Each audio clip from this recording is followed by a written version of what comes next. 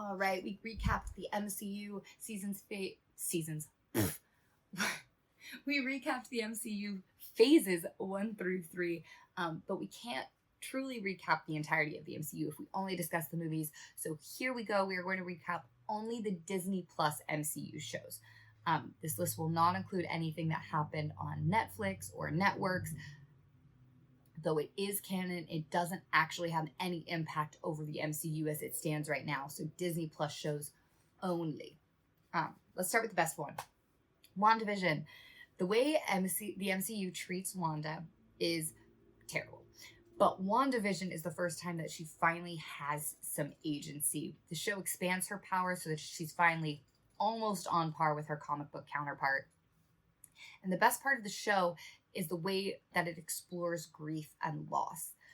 After realizing that she lost Vision, Wanda's grief-induced state leads her to take over a very rundown town in New Jersey and kind of transforms it into the sitcom settings that she found happiness in as a child. Now, at first, she doesn't realize that she's running this town. She truly gets lost in this happy life she's created for herself. And as Agatha, a very special character in the comics, challenges Wanda's powers, Wanda's mental state starts to break down more and more. The other majorly important thing that happened in the show is that just outside of this happy little magic bubble is the government agency SWORD. And they try to take down Wanda and free the town. It was stupid and bad. We get Darcy, Jimmy Woo, and Monica Rambeau as the second major storyline. Passing through Wanda's magic barrier multiple times gives Monica her powers, which we will get to see more of in the Marvels. I swear to God, if they go with Photon, like the comics just did, and not Spectrum, I'm going to lose my mind. The series ends with Wanda letting her family go and flee into a remote location so she can't hurt anybody else. She also accepts the mantle of Scarlet Witch, takes Agatha's powers, and starts reading the Darkhold. Now, for the reason why Multiverse of Madness was bad, this whole show. We watch her go from grieving girlfriend, wife, whatever you want to call it, grieving partner, to mother, to getting through her grief and realizing that hurting people to get what she wants is not actually going to help heal her. We've seen that arc already. We watched her do it. And so for the writers, Michael Waldron, of Multiverse of Madness, to take that exact arc and go, oh, let's just have her do it again, is bullshit. It made the movie bad. Wanda's not stupid. And there was about 10-minute corrections that would have made that script not suck, and Michael Waldron chose none of them because he doesn't understand comic books, the character he was writing for, or what the Darkhold does, and he shouldn't be allowed to write anymore. Okay, moving on. Next up is Falcon and the Winter Soldier. So basically both Sam and Bucky are grieving the loss of Steve. Everyone's gonna come in my comments, but he's not dead, blah, blah, blah. You guys are so dumb. I'm sorry, you are. He's a gajillion years old. They never confirmed it in the show, but does that really matter? He's old man Steve now at the very least, and Sam obviously looked like he was coming back from a funeral when he was unpacking the shield. Bullshit. Steve's dead. Move on. And they are both coming to terms with the fact that Steve left the shield to Sam. Sam and Bucky become kind of a reluctant team, having nothing but their mutual relationship with Steve and their trauma to bind them together. This show deals with race and mental health and the expectations of society, and of course, we gotta have a villain at the center. So enter John Walker, the most arrogant, irritating asshole in existence. I literally wanted to throw things at my TV for weeks.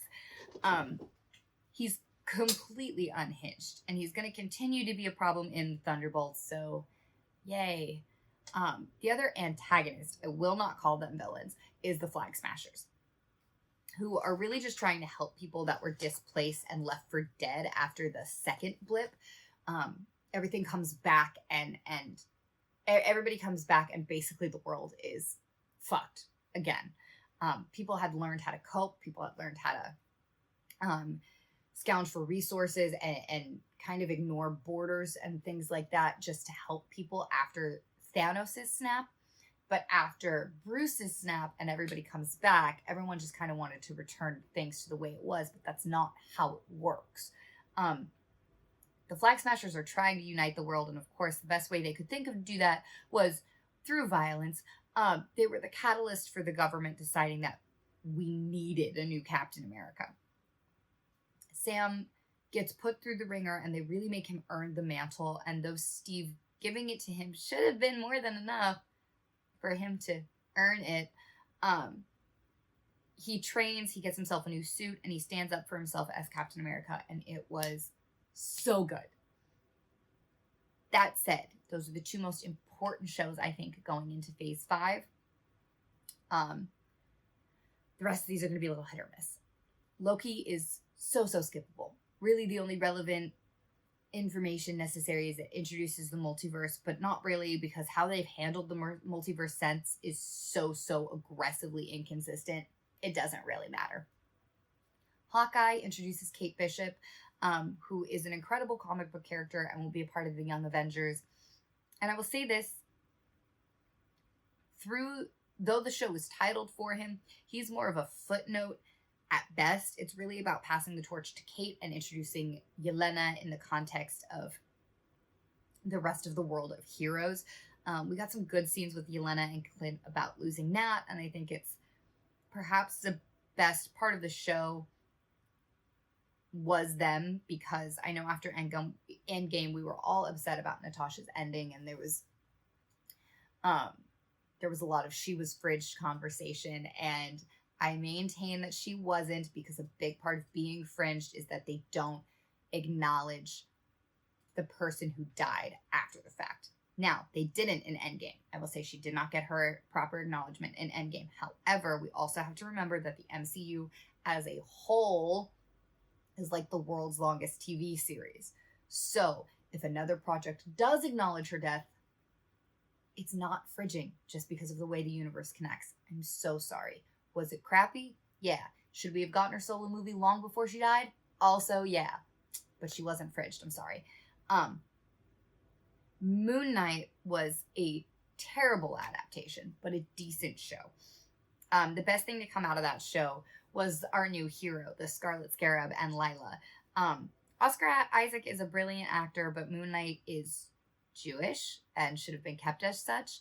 And they kind of just blow right past that fact in the show as well, which is kind of worse than not including it at all. Like, full erasure would have been better, I think, than partial inclusion with an actor that isn't Jewish. Like, they just made some poor decisions. But basically, Moon Knight is super self-contained. It shouldn't affect the greater scheme of the MCU at all.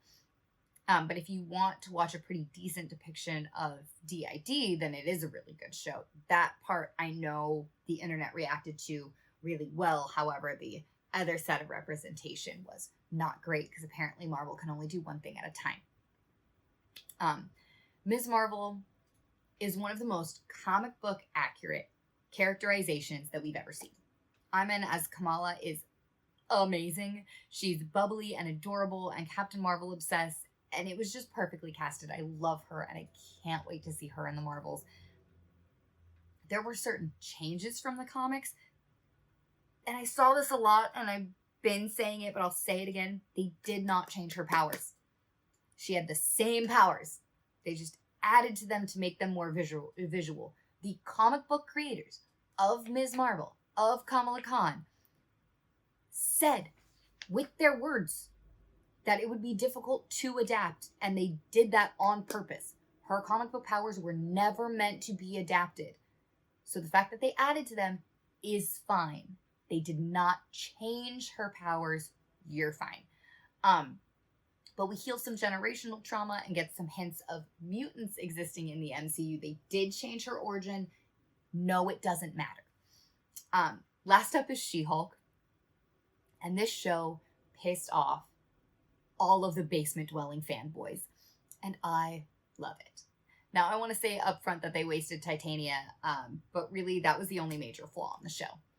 It felt exactly like the comics do. It adapted the origin well. It was a lighthearted and funny show.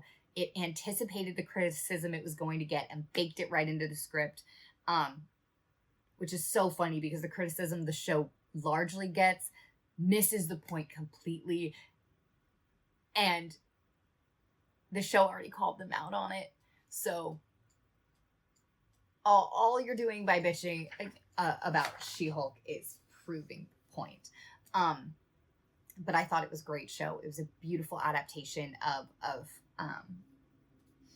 She-Hulk. She was 100% comic book accurate, which is all we ever really wanted. Yeah, so that was phase 4-ish of the MCU. On the other side of it, the TV shows, as more shows come out and as phase 5 continues to very slowly roll along, I will do recap videos of each movie and stuff like that so that you don't have to try and catch up all at once. But yeah, thanks for joining me, guys.